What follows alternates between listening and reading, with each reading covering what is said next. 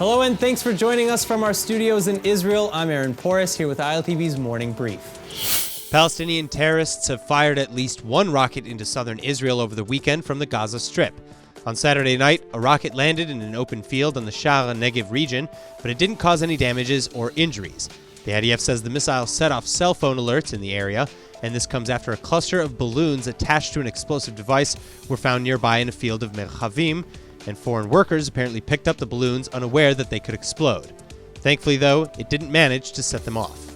Then on Friday, terrorists from Gaza also launched what appeared to be a warhead from a rocket-propelled grenade into southern Israel, and it was similarly tied to balloons. This was the sixth suspected airborne explosive device to be found in southern Israel that had been launched from the coastal enclave on Friday alone.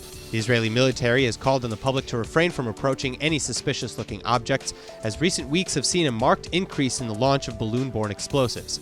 An IDF Chief of Staff Aviv Kochavi says that the army will take a tougher stance against such attacks, and they've already conducted several airstrikes on Hamas targets in the Gaza Strip.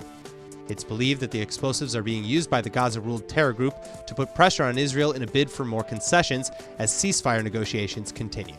In just a short time, Israel will produce detailed maps of the future national borders, the borders after annexing the Jordan Valley and all Israeli West Bank settlements in accordance with the United States peace plan. And United States President Trump will support plans to annex, or at least that's what Prime Minister Netanyahu is saying. But while the United States plan does include these territories, White House senior advisor Jared Kushner is clarifying that it will take at least a couple of months to draw up such complicated maps. Also, it remains unclear whether Israel is coordinating this mapping project with the United States at all. And even if there is coordination, the question is, will that matter? The Palestinian Authority has already rejected the United States' deal of the century, which requires negotiated settlements on final borders. 24-year-old Israeli Hodaya Monsanego, a resident of Chof Ashkelon, is in trouble.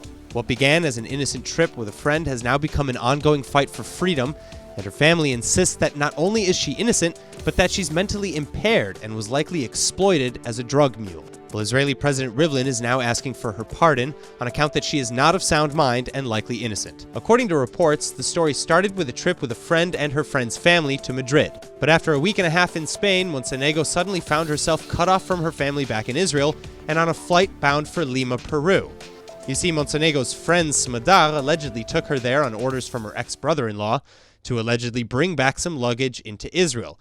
But perhaps little did they know that that luggage contained 20 kilos of cocaine. Well, of course, all parties are denying all charges, but Monsanego and Smadar are still in prison, and they have been for 6 months. Again, Sister Teila explains, though, that while Monsanego is 24, she's not really 24, saying that we have to imagine that right now, in jail in a foreign country and far away from home, is a 12 to 13-year-old girl. So with understanding and support, the family hopes that she'll be freed as soon as possible. That's all for now, but for more news from Israel, remember to like ILTV on Facebook and on Instagram, and to subscribe to us on YouTube.